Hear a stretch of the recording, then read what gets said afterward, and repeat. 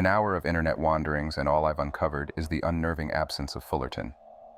I know my way around the World Wide Web, yet I cannot find my hometown, our high school, or even the grease-stained McDonald's we used to frequent. It's an internet ghost town, a black hole of missing data, making me question reality. It's as if Fullerton is just gone. It's as though we're all just vanishing pixels on the screen of the universe. My digital life has turned topsy-turvy. My friends have evaporated, disappeared into the ether. Anxieties are running high, and I've been left alone, questioning if anyone has ever endured this unnerving experience. Do me a favor and try it. Fullerton City High, vanished. Fullerton Middle, non-existent. Fullerton Elementary School, disappeared. Fullerton City College, dissolved into thin air. Even the humble preschool adjacent to the tire shop and under the shadow of McDonald's, where countless chicken nuggets stained childhood memories. Poof, gone. It's as if my past has been redacted, wiped from existence. Not a soul to be found, no trace of the lives that used to inhabit this place.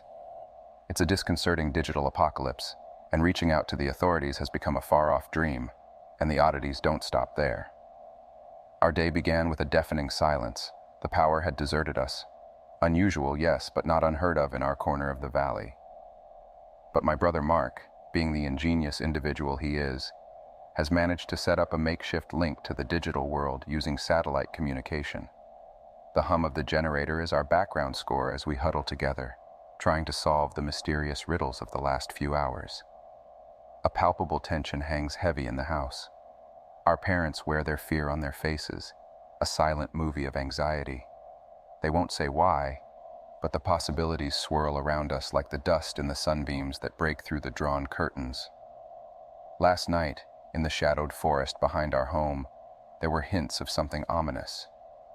It was a pre-blackout era. The world was different then. It was raining, and Mark had pulled me towards his window.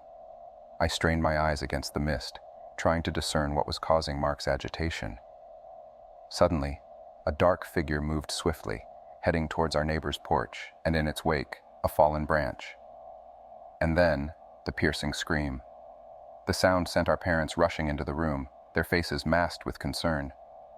Mom motioned us to back away from the window, her fear coloring her command. I complied immediately. Mark stayed a moment longer, his curiosity stronger than his sense of self-preservation. He claimed he saw someone running, someone being chased, and it sent a shiver down my spine. My father flipped the switch, throwing us into darkness. I managed to nudge Mark aside to take a peek myself, but all I could make out was an unsettling dance of the trees in the wind. And then the lights went out. In the hours that followed, our parents put on a facade of normalcy, trying to suppress the panic beneath. Mom held us close, kept us occupied, tried to distract us with meals over the fireplace and board games. She tried to steer conversations towards our everyday lives, avoiding the eerie situation we were entangled in. Her desperate attempts at levity only fueled our unease. Dad wore his anxiety openly, a rhythm of unease, checking the window, the phone, the window again, each cycle leaving him more on edge than before. Mark proposed a walk before dinner, to which Mom's face betrayed her fear even before her words did. She snapped about potential live wires, reminding us of the danger lurking just beyond our walls. Her fearful gaze transfixed me. Dad echoed her sentiments, no going outside. The threat, unspoken, hung in the air like an ominous fog. Reluctantly, I returned to my book, an old Stephen King anthology of moms, where grotesque, man-sized rats haunted a basement, eerily mirroring the horror unfolding in our real life. As I drowned myself in King's subterranean world of monstrous rats, reality began to blur. The dimensions of my home began to dissolve, blending seamlessly with the ominous basement of the story as the darkness of the narrative echoed around me. My imagination danced with the lurking horrors of the deep unknown. The sudden knock at our door around 10 p.m. shattered this narrative dreamscape. The unexpected visitor offered a sliver of hope in the endless tedium of our eerie, powerless day. Perhaps a neighbor or a friend, braving imaginary wire-laden streets, had come to rescue us from our solitude. Rising to answer the call of the outside world, I was abruptly halted by my father. He moved with a speed I hadn't witnessed before, fear flashing in his eyes. His hand clamped over my mouth, silencing my protest, as he pulled me back into the somber safety of our interior world. Our home fell eerily silent, like a beast holding its breath, watching, listening. The knocking resumed, a rhythmic dance on our front door, but the rhythm broke and confusion set in. Why were my parents so fearful? Surely a danger wouldn't announce itself with a courteous knock. Frustration bubbled within me. I was desperate for answers. Defying their silent orders, I tried to voice my objections. My father's grip tightened, fear overriding parental affection. He pressed me against the wall, his wild eyes warning me to be silent. Mark was receiving the same silent treatment from Mom. She held him tight, her wide eyes mirroring Dad's fear. The relentless knocking on the door escalated, growing frantic. The tension in the room was a living entity. My father reached into his pocket, and I knew what lay within. A weapon, a protective talisman. Then, as abruptly as it had begun, the knocking ceased. The house sighed back into silence, a pause in our strange, ongoing drama. The hours following the phantom knocker have been a confusing silence. Our parents have retreated into their fears, leaving Mark and me to wonder. Mom's now sleeping on the couch, while Dad stands sentinel at the door, a gun across his lap. We're left in digital isolation, unable to find any information about Fullerton's bizarre circumstances. Our remaining lifeline is our frail satellite connection, the sole thread linking us to the outside world. Our online existence has been reduced to this singular post, a community of hundreds, maybe thousands, with countless stories, all erased, leaving behind only our desperate plea for help. The weight of the digital void is chilling. Day 2 in our vanishing city and sleep eludes me, chased away by an unsettling quiet. Mark and I spent the night on vigilant watch, gazing out at the shrouded world beyond our window. Sometimes the darkness would fracture with flashes of light. At times, shadowy forms would flit through the trees. But mostly, a thick, brooding fog veiled everything, the rain a constant companion. An unnerving silence has claimed our suburb. The soothing humdrum of a busy neighborhood, chirping birds, buzzing insects, distant engine roars, all swallowed by the silence, leaving only the relentless rain and our own breathing. My thoughts kept returning to our neighbors' pets, especially Caesar, a restless, yappy dog who barked at the smallest provocation. What had happened to him? Was he safe? The pre-dawn hours brought new anxiety. Mark heard something out in the street, an odd, rhythmic clicking sound that roused my curiosity, despite my reservations. Mark, stepping into the role of the reluctant leader, led the way towards the sound, and I followed, despite my growing dread. I felt a responsibility towards my older brother. I couldn't let him face the unknown alone. Our path took us past our parents' room. From within, the soft rumble of Mom's snores reached us, a reassuringly normal sound in this uncanny night. Her baseball bat, her weapon of choice, stood at the ready beside her phone. We carefully tread past, the creaking wooden floor underfoot adding to the eeriness of our silent exploration. The alien clicking sound was louder now, the source seemingly close by. Mark pointed towards the corner by the couch. We moved towards it, a sense of foreboding creeping up my spine. Then suddenly, Mark froze in his tracks. The figure of my father, dozing fitfully with a gun clasped in his hand, was framed against a living room window. Gazing through the window was an immense black eyeball, its unnerving stare scanning our space. The sight of it froze us in our tracks, terror rooting us in place. The eye swept across the room, ignoring our wide-eyed shock, seemingly more interested in the toaster than us. A subconscious awareness of the room's charged tension stirred my father. As he shifted, his eyes found ours, an understanding ignited in his gaze. His fingers moved to disengage the safety on his gun, a calculated response to our silent plea. The gun's movement triggered a reaction, and the eye vanished, leaving a swirl of leaves and scattered footprints in its wake. A heavy, monstrous presence lumbered up our porch, the wooden steps groaning under its weight.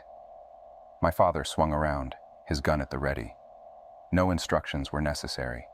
We maintained a collective silence, as if holding our breath. The pre-dawn hours wore on, a tense tableau of fear. Daylight arrived with my mother awakening. As she set about preparing breakfast, the house began to lose some of its oppressive tension. We didn't tell her about the night's visitor, understanding that silence was our father's preferred defense. He disappeared downstairs, likely to retrieve more ammunition. As we helped Mom cook and resumed our routines, a solemn silence draped over us, our fears understood without needing to be spoken. An unexpected knock around noon punctured our quiet routine. The voice that followed was familiar and comforting. Our neighbor, Mr. Hollow.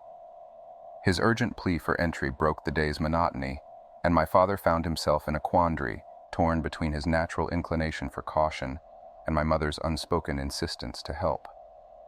Finally, he checked through the peephole, tucked the gun away, and opened the door. The relief on Mr. Hollow's face was palpable. His wife and daughter shuffled in, their presence making our house feel less like a fortress and more like a home. After heartfelt thanks and tearful hugs, the blood trailing from Mrs. Hollow's leg became apparent, prompting a swift response from my mother. Meanwhile, Mr. Hollow settled onto our couch, catching his breath as he relayed his story. It seemed they had encountered one of the strange creatures too, but managed to trap it in their basement. My father interrupted, signaling a pause, and led him away for a private conversation, leaving Mark and me with Alice. Alice, who was around my age, was a charming girl with dark hair, dark eyes, and an endearing round face that she always adorned with a new accessory. I had harbored a crush on her since grade school. As we exchanged glances, Mark nudged me, forcing me back to the moment. Our curiosity piqued. We started bombarding her with questions about their experience. Alice confirmed that their ordeal was much like ours, an abrupt interruption in the middle of the night. We were all inside sleeping, she confessed. My dad was upstairs, I was upstairs. My mom doesn't sleep much, so she was doing laundry in the basement. Her words hung heavily in the air, hinting at a shared ordeal that defied explanation. Alice paused, her recounting tinged with a slight tremor. I'm not sure what woke me first, my mother's piercing screams or the sudden loss of power. Both happened simultaneously. My dad started calling out for her, Jeannie, Jeannie, and all the while my mom was emitting these terrible sounds from the basement. By the time we reached the kitchen, we could see her scrambling up the stairs, shouting at my dad to close the door. But he was transfixed, staring at whatever was following her. He was frozen in place. Mark interjected with a whisper, and I can't blame him. So I reached over and tried to close the door just as my mom made it through. But something was wedged in the doorway, Alice continued, her voice barely above a murmur. What was it? I asked, my voice shaking. I don't know. It felt thick and sharp, almost like a claw. And it was wet too. It left a stain. But it was blocking the door and I couldn't shut it. I panicked, kicked my dad in the shin, and he threw himself against the door. The lock finally clicked, and we heard whatever it was tumble down the other side of the stairs. Following her grim narrative, an awkward silence filled the room until my father returned from the dining room, trailed by Mr. Hollow. Who's ready to eat? He asked, breaking the quiet. Despite the surreal circumstances, we sat for a meal. Our parents' stern stares were a clear indication that any talk of the creatures outside was off limits. After the dishes were cleared away, we retreated to different corners of our now crowded house. Alice and her mother found a spot in the office, while my mother opted to go to bed early. Both dads assumed the watch in the living room. With the calming sounds of the wind and rain in the background, I sought comfort in my Stephen King novella. The protagonist's struggles mirrored our own, making it easy to lose myself in the story. I drifted into sleep in my familiar bed, only to be awakened abruptly by Alice. The silent urgency on her face told me everything I needed to know. We followed her to the office where 2 cots were set up, one evidently slept in, and the other untouched. She pointed to the open window. Her mother was gone. The realization that my hometown was dying filled me with an immense sense of dread, but I also felt an urgent responsibility to chronicle its last days. Despite the escalating horror around us, I knew I had to record our ordeal. If we didn't survive, my words would be the last testament of our existence. A conclusion was staring at us. We were being systematically eradicated, our town fading into oblivion. But the survivors, the creatures, and this story were all that remained. This would be my last message from within the walls of my childhood home. Mark and I were resolved. We would not meet our end here. The following day, Mrs. Hollow's absence became the central topic. Alice finally spoke up, sharing that her mother had been acting strangely before her disappearance. The adults concluded that we needed to find her, and despite the heated debates on the feasibility of venturing outside, we knew we had no choice. Mr. Hollow was particularly adamant about the search. "We've got weapons, don't we? We've got a small arsenal here, Richardson. They're big but stupid. We can take them." But my father held his ground, refusing to risk our safety, especially at night. Mr. Hollow's anger simmered, and then, with a strange calm, he spat. "Fine. Stay inside and cower. Lie to your kids. Keep them underneath the covers long enough, and maybe they won't think there's monsters outside. You raise your family how you want, but don't you dare tell me how to take care of mine." Mark averted his gaze, and I couldn't meet my father's eyes. "Alice, let's move," Mr. Hollow beckoned. "Please, just wait a moment," my father began. "We're not staying," Mr. Hollow cut him off. "And you're not going to persuade me to leave my wife out there. You know me better than that, Jack." My father handed him an extra firearm with a terse nod. Mr. Hollow awkwardly accepted the weapon, stuffing it into his coat pocket, before heading towards the door.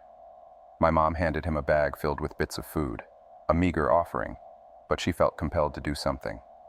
Alice and I shared a long, heartfelt hug, not due to any romantic feelings, but from a shared premonition of the grim fate that likely awaited them. "I wish you would stay," she whispered.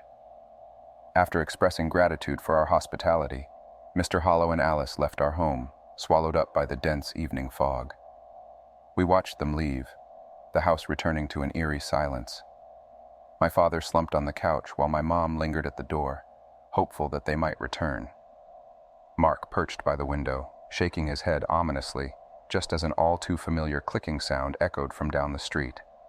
The quiet alien noise soon filled the air, swelling into a deafening cacophony that seemed to invade every corner of Fullerton. A scream pierced through the terrible chorus, quickly drowned out by the unbearable clicking. My father signaled us to block our ears. Beneath the clicking and the screams, one word echoed from the distance, a single, haunting refrain. "Jeannie."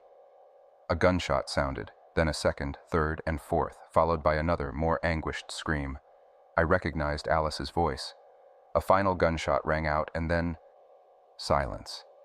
Accusingly, I turned to my father. "You knew this would happen. Why did you let her go?" His eyes met mine, cold and bereft of any comforting reassurances. Heavy thudding sounded on our porch, each knock sending a wave of terror through us. My mother sobbed uncontrollably while my father tried to silence her. "We killed them," Mark uttered, "and now they're going to kill us." The creatures began to probe the house for weak points. My father muttered something about the chimney being too small for them to enter. A sliver of dawn crept over the horizon, shedding the faintest light on our besieged neighborhood.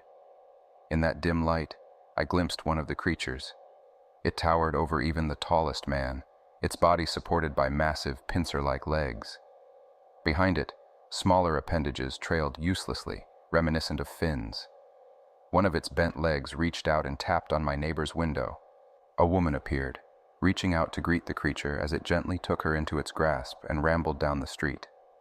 The dreadful clicking receded, replaced by the heavy footfalls of the creature moving away from our house. A collective sigh of relief washed over us, but the lingering fear of their return kept our celebration short. The monstrous entity may have left us, but the promise of its return kept us in a state of unending terror. As the sun rose, we were isolated once more. "We must depart today. There's no room for reluctance. They know our whereabouts. They will breach our fortress come nightfall. If my end arrives, you'll know its tale. Just bid me good fortune." Authored by Mark, 12 Penn Court, Fullerton City, New Jersey.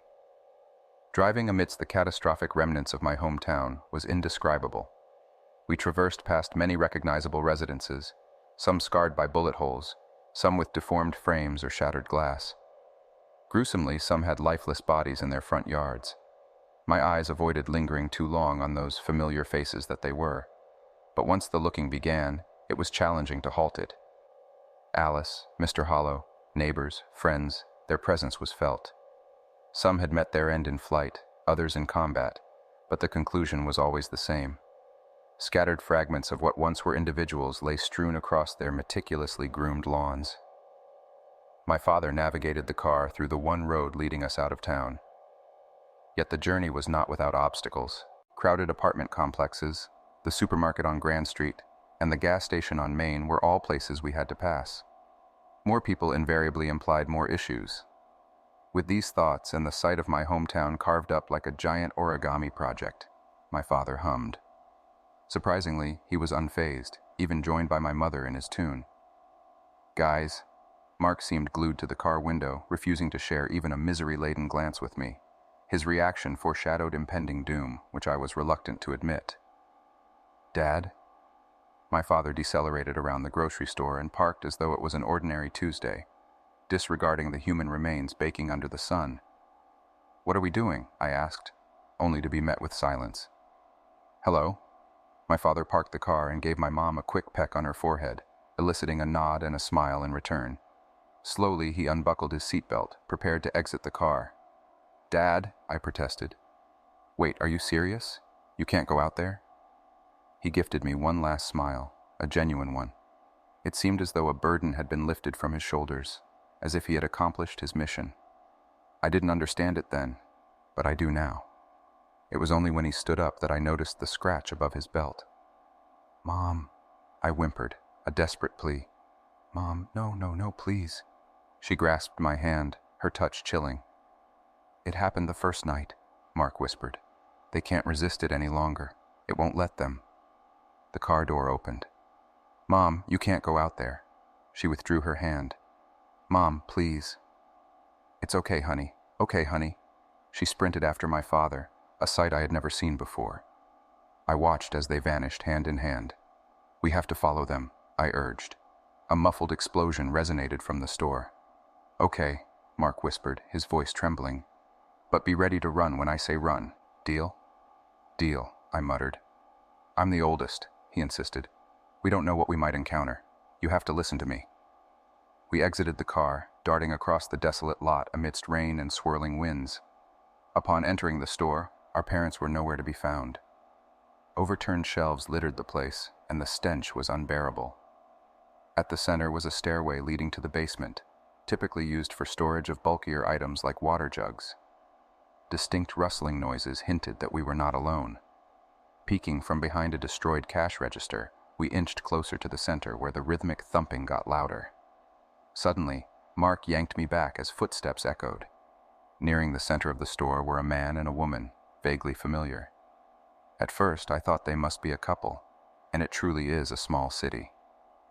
Unfazed, the couple strolled to the precipice of the pit, exchanged smiles, and in a heart-stopping moment, they leaped, hand in hand, as though expecting a soft landing in a pool of balls. The resonating thud followed the boom, and a hush fell over the store. An unsettling slurping sound echoed from the abyss. "Do you think it's consuming the blood?" Mark whispered, as the rhythmic pulsing intensified. A grating noise, like a colossal moth breaking free from its cocoon, echoed from below, a dreadful rhythm, as if probing for weaknesses. "We need to leave, now!" Mark exclaimed, his voice echoing my own urgency. We dashed towards the exit, putting forth our best sprints ever. The structure trembled as though an earthquake lurked below. We slid through the entrance just as the overhang collapsed, shattering the entrance. Mark reached the car before me, hopping into the driver's seat. Thankfully, the keys were in the ignition. He floored the accelerator, leaving me with a barely open passenger door. With moments to spare, I clambered in as the store collapsed behind us. Neither of us knew how to drive, but escaping an explosion only required enough sense to steer away and push the pedal to the metal. Debris battered the car as we gathered speed. Back on the road, Mark gestured towards the rearview mirror, and I wish he hadn't. Looming in the ruins of the grocery store was a behemoth thrice its size. I didn't dare look again. By nightfall, we found ourselves at the gas station, surprisingly intact. We were possibly the only ones to reach this far. We journeyed past the mountains and into the neighboring town, driving until sundown. We found refuge in a place called White Valley, a town filled with hospitable folks. none of whom knew anything about Fullerton or its recent calamity. I fervently hope this post will rally other survivors. If you, or anyone you know, survived the onslaught on Fullerton City, please reach out. The importance of this cannot be stressed enough. Our town should not fade into oblivion. One day, we will return, even if it's just Mark and me. We know how to enter as well as we know the exit. We don't anticipate finding survivors. That's a hopeful thought not worth clinging to. But we all deserve to know what's taken residence in our town. For now, this is Matt, signing off.